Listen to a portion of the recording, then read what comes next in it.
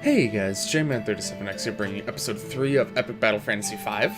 Last time we made a bit of progress into the Wild Tropics here, and checked out some shops, and yeah, gathered a few items, did some fight, usual stuff. This time I promise we're gonna try and stick closer to the 20 to 22 minute range-ish for these, because I don't want to make them too long, as opposed to the VOD highlights, which I think are going to start tomorrow as of this going up. I'm going to start doing the hour-long VOD highlights. Let's just go and hop into this fight and we can start, just kind of start working through this. Really quick, I just want to plug my stream for tonight. I'll be playing, if you don't mind spoilers for this game, like if you already know what's going on or if it doesn't bother you too much, I recommend you come check out my stream tonight. It'll be from 8 p.m. to 12 a.m. EST. If you check out my stream, my Twitch page in the description, I have a little box that should convert it to your local time. When the next stream is, so you can check me out there if you're so inclined. I really appreciate it. We've been getting a pretty good turnout for this game recently, especially with the full release now.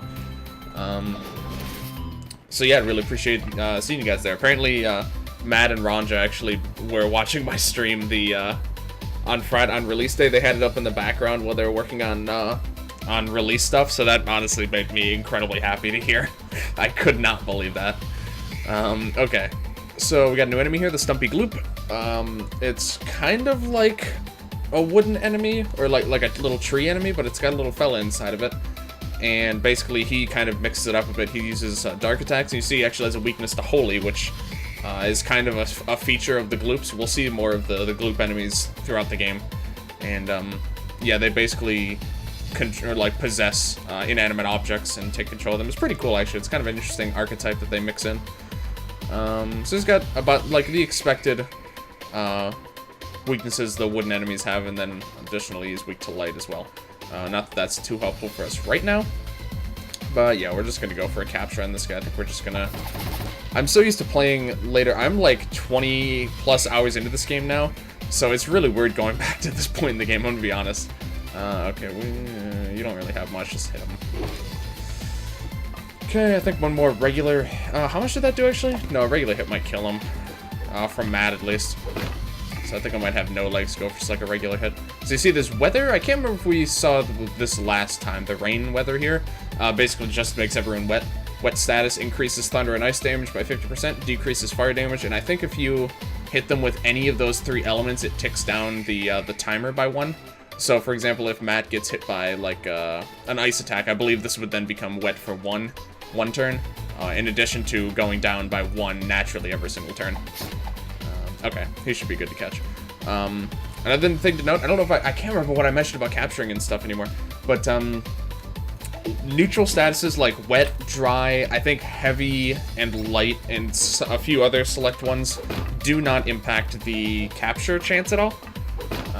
So it's just another good thing to note. Yeah, basically the rain weather is mostly here to basically make your early game fire attacks a lot less useful against these guys. Is kind of the primary function of it. Okay, do you have a jump attack yet? I've given you one. Yes, okay. Actually, he's frozen. I don't have to worry about him. So there, however, the wet effect can benefit us actually with chill. I actually think it did happen last time, didn't it? Okay, so I think I have... Oof, okay. I think I have actually mentioned that, at least briefly then. But yes.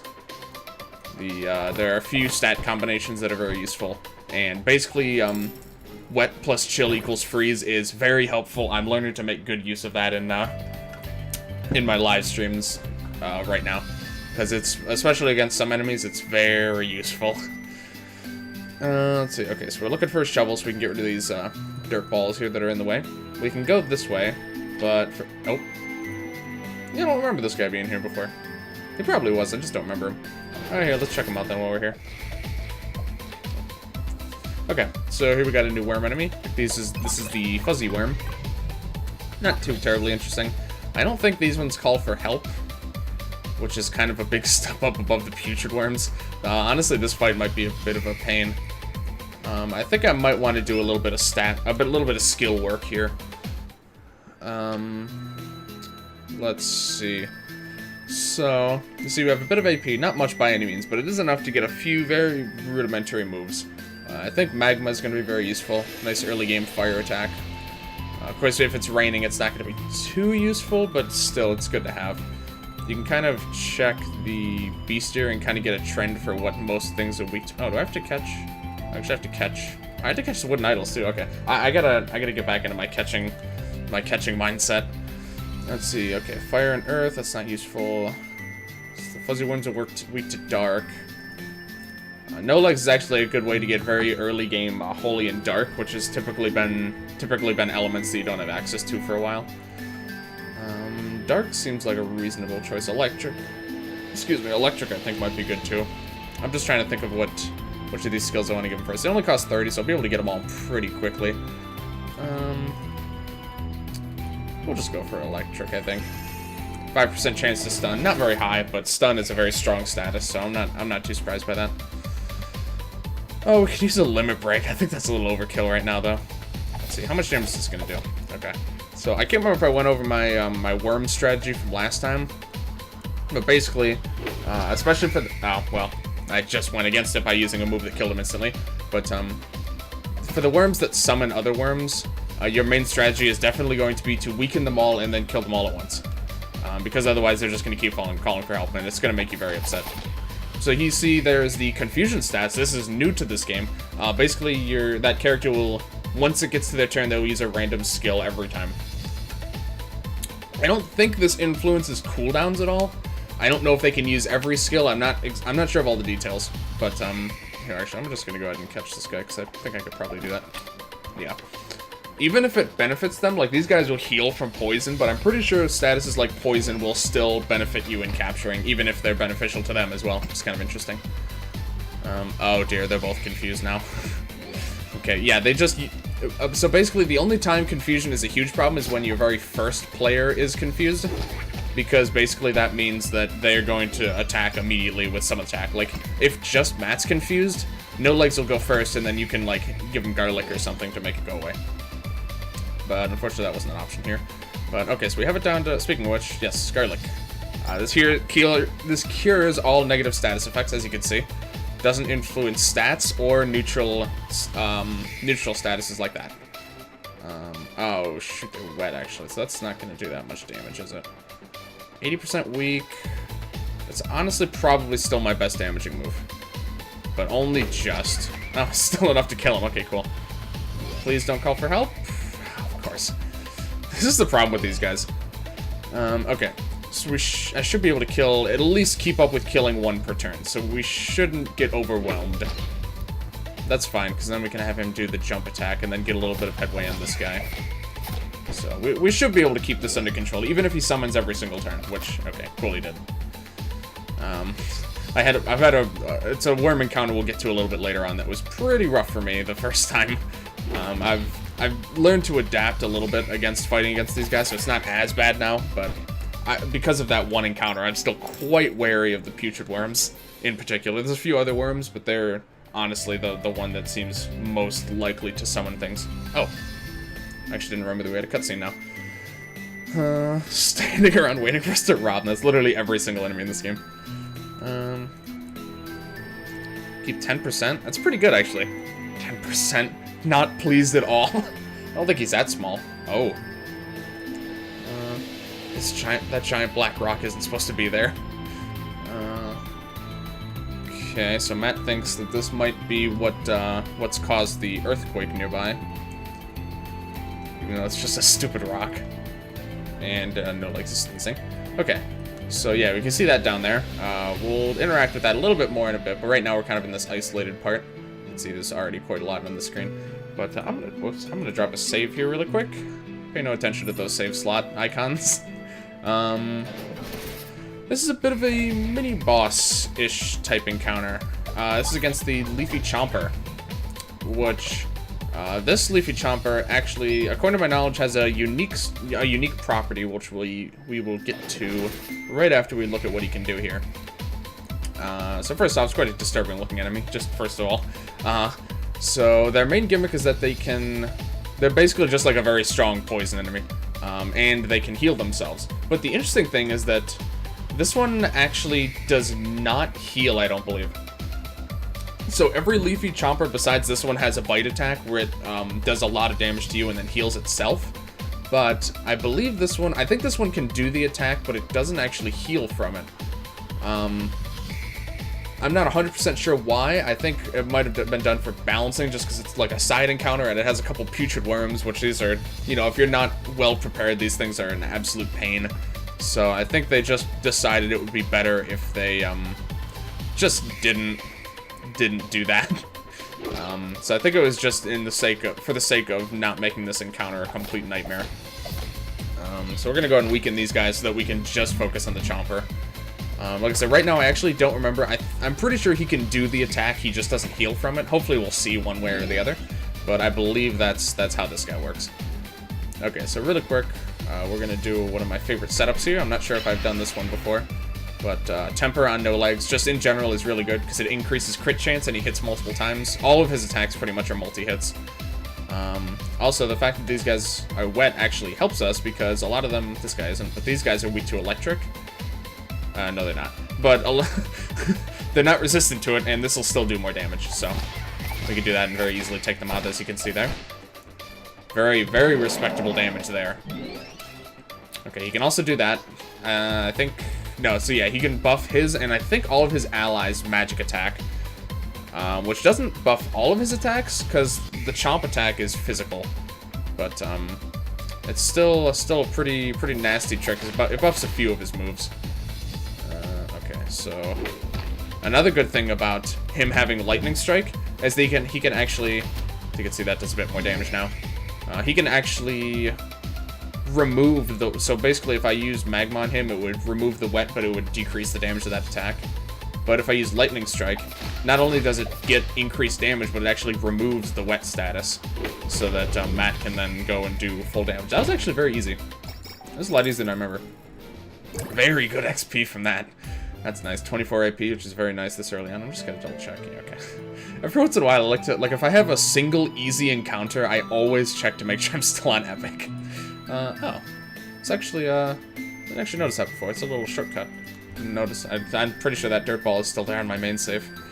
Okay, so he was guarding a couple chests here. A bomb's another, yeah, it's another weapon you can use in battle. Iron plates. And new armor, camo jacket. This, once upgraded a couple times, becomes very useful. I'm gonna go ahead and put that on him for now. I don't think... Oh, we actually can't upgrade it once. It only costs dirt balls. Let's do that. Yes, cast Big Bomb between turns. This, any between turn effect is very good. Well, most of the time. Unless you're trying to catch stuff, it can be a bit of a pain. And there's other specific situations where it's not, like if the enemy absorbs that kind of damage. But basically, Big Bomb is a quite respectable damaging bomb attack, which of course we're not going to get bombed for quite a while, I would say. It's like a fair bit into the game that we're going to get the bomb element. So once we get a couple more dirt balls, we'll definitely upgrade that. Okay. Oh, I didn't catch the last Leafy Chomper, did I? Oh man, I'm getting really... Hold on. I'm really being very bad about catching things right now. Let me... Okay, so I need to catch that. Okay, I'm just... I'm gonna catch this Leafy Chomper. I'm gonna try and catch one of the idols too. I'm used to most of the encounters I'm going up against me already having them captured, so I've gotta try and get back into that. Especially these easy ones. Like this is just gonna work because it's incredibly low level and it's a very weak enemy. Yes, he does buff his entire party. That being said, I don't think these guys actually have magic attacks, so I think that's fine. Okay. So we're just going to do our little setup here. This Leafy Chomper appears to be the same level as the other one, but I think this one can do the healing bite attack, and I think he'll actually heal from it. Again, I'm not completely sure if he can do the attack or not. I think he can. Not 100% positive, though. Okay, so... Ooh, he's actually stunned. Stun helps a lot with capturing. He's not very low on HP, though, is the problem. You know, let's go for it. Kind of doubt it, but yeah, okay. Let's just kill it and get it over with. Yeah, okay. I didn't think so. I figured it was worth a shot. Stun helps quite a lot. I think freeze is one of the most beneficial side effects they can have. But stun is very good as well. Okay, so he's pretty weak. Capture should work, I'm hoping. There's not a whole lot we can do as far as statuses go. So I'm a little bit concerned about catching this guy, actually. Okay, what can we do here? Ooh, okay. That's right, yeah, we did catch a Putrid Worm. Okay. Putrid Worm is incredibly good for capturing early on. I'm just gonna have you defend. I don't really want to risk attacking him anymore. Okay, so he did the bite attack, but he didn't show if it healed or not because it missed. It's fine, though. Okay, so, Putrid Worm debuffs evade by 80 and does a bit of damage, not much. So it's very unlikely to kill anything on accident, but it debuffs by 80. This is a huge asset to your capturing adventures early on. You see, we only got like 2 shakes out of it last time. Boom. This time it was an easy catch. Putrid Worm, very good. Very good for capturing. Very annoying to fight early on, like especially if you're not super familiar with the mechanics and how to best handle them. But for capturing, very good. Even late game, or I guess not late game, but even like 12, 14 hours in, I was still using Putrid Worm, and I still do every once in a while. Putrid Worm is a very valuable asset to you. Okay, so really quick, let's just talk to these guys. Okay, so apparently this monolith actually completely blocked this guy's tunnel. So we gotta bring him back some bombs and some gunpowder. We'll keep an eye out for those. This guy doesn't have much to say, really. Info tab. There's Watson and Indy. You can guess what those guys are referring to. A couple encounters here. We'll go ahead and go through at least one of them. We could probably do both, actually. So we need to catch one of these guys. Let me go ahead and do a little buffing shtick again. Yep, that's fine. Oh yeah, that guy's prime for catching now. Might heal up a bit though. Yeah, okay. Maybe not so prime now. Okay, so now we got Virus, which is going to just filling my limit break. Oh yes, I forgot. So whenever there's one of those monoliths in the screen, it actually changes, the weather for that screen is energy, so everyone gets random offense buffs, so either attack, special attack, or accuracy, as you can see here. Of course, we both got accuracy, and then they got actually useful buffs, but, you know, what can you do? Probably gonna, no, you're not actually, okay. The jumping is still kind of, I still find it a little bit unusual. Okay. Gonna heal up a whole bunch again. Catching these guys actually might be a little bit tricky. Okay. This shouldn't kill him. Okay. It's just gonna heal again, though, is the problem. I think No Legs' regular attack should let him live. And then hopefully we catch... Oh, okay. Yeah, we should definitely catch him. If not, we're very likely actually to both die there. Okay, so there's that. Not too bad, not too bad. A lot of the early encounters are going to be single wave, maybe 2 waves. Really not too bad at all. Of course, as things go, like the part of the game that I'm on stream now, pretty much everything is at least 2 waves. So things will definitely get more intensive later on, but it's a very gradual curve, which is, I think, very nice, especially since there's, for newer players especially, I'd expect there's a lot for them to kind of get used to early on. Okay. So No Legs can learn a few more of his nice abilities here. These 2 are also very good abilities to note for No Legs.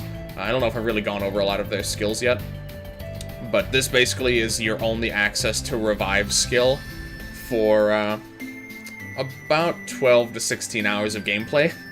You're not going to get any good skills that revive until very late. Well, late compared to now. So this is going to be your friend. Both of these moves have 10-turn cooldown, but they're very powerful. This hits everyone. Looks kind of underwhelming right now, but it can dispel, has high accuracy, and the damage scaling is quite nice. So these are 2 very good skills for him to use. His magic attack is nothing to write home about, but it's not bad. As time goes on, he becomes more physically oriented, but right now they're actually pretty okay. I'm just going to have him learn these just so that we have access to them. And we already have water on Matt, so I'm going to give him Wispy Strike. Right now, I'm just kind of trying to develop their moveset a little bit, give them nice type coverage for stuff. I guess it's not like Pokemon, but I mean, as far as having type advantage, you really want it whenever you can. We don't have any poison attacks yet, sure. Battle's not too bad. Nettle actually becomes quite good in this game. In the past, like historically, it's been a pretty weak move. But in this game, it can actually become pretty nice. Okay, so yeah, this will be the last encounter I think we do here. We got another new enemy. What are these guys again? Electric bat. Is it a bat or a ferret? I really like... You really don't know, because, like... I mean, it says it's a bat, but look at those wings. Those wings are too nice. Nothing but thunder, and it's helpless when siphoned. We don't have any access to siphon right now. But if we did, then you could nullify him. But that being said, they're a very weak enemy anyway, so it's... the siphoning strategy isn't really necessary. But, you know, it's good to know at least. Okay, and they're weak to wind, so we can take advantage of the new wispy strike that No Legs just learned. Just like a chicken. Okay, so he'll be good to capture, I think, now. Ooh, stun. Okay, yeah, these guys can stun, as you might have been able to guess from their summon. Does it actually say? Oh yeah, okay. It hints that they can stun actually. Okay, so go ahead and catch this guy. The energy field, like I said, I think last time when we went over capturing, or it might have been 2 times ago, 2 episodes. But the offense buffs are not going to help these guys evade capturing at all, so you don't really have to worry about that. These guys are weak to holy, so we can try out our new Sacred Strike. Pretty solid damage. Floats like a butterfly. He has little quips like that the first handful of times. He's weak to earth. He's gonna live here, and he might kill No Legs. Nope. Okay. I forgot, they normally focus on defense when they're close to death, so that's fine. He actually might still live this, though. Oh my god, 6 HP. Oh, wow. That's unfortunate, but, yeah. Right now, the experience is really important, so I think we gotta go for that. I hate to use a coffee this early on when we have very little money, but the experience is also very important. See, that was the difference between leveling up and not, so. Oh, and we get a coffee anyway. Not too bad. Let's see, we're saving up a few steroids. I do think I want to avoid using steroids this run, just for a bit of an added fun. We'll maybe use them at the end of the game or something. There's no reason for you to not use them, by the way, unless you're trying to do like a challenge or something. There's absolutely no reason to not use them. But I'm just avoiding using them for now until I absolutely feel like I have to. Okay. Wait a minute. Yep, just to heal up. Chance to upgrade skills. Yep, exactly. Okay, we're just gonna snipe this chest here. And, okay, I think... Oh, here, let's get this earthenware. And really quick, let me check how we're doing on the earthenware, actually. 4, okay. So we're only missing 1. I don't think I've missed it yet, but I could be wrong, so I might take a little walk around. So here we have the Farmer's Market in this region, Grand Gallery up north, west, and then north. And then east is the Desert to Hope Harbor. We can't reach that right now. But I think we're going to have to save checking out the Farmer's Market on these shops for next time. So, thank you guys very much for watching. If you liked this video, please like, comment, subscribe, all that good stuff. Like I said earlier, feel free to check me out on Twitch. I'll be streaming later. Should be about 6 hours after this video goes up. So if you guys want to check me out, I'd greatly appreciate it. We have a lot of fun hanging out in chat. I've gotten a handful of new viewers actually that have started stopping by from the epic battle fantasy side of my YouTube content. So yeah, I'd appreciate it. I'd appreciate seeing you guys there. Also, feel free to check the Discord link in the description for similar reasons. That's nice talking to you guys over there. We talk about a lot of different, just whatever, honestly. I have channels for a bunch of different games, mostly this game right now since it is, you know, kind of the hot thing. But a bunch of my Twitch regulars hang out in there too, so it's a lot of fun. And yeah, hope to see you guys there. But join me next time for continuing into the what's this place called? Equipment shop. Nice. Just like this Farmer's Market area is a bit of a reprieve, so and maybe we'll even run into a familiar face, so we'll have to see about that. But yeah, thank you guys for watching, and I will see you guys later.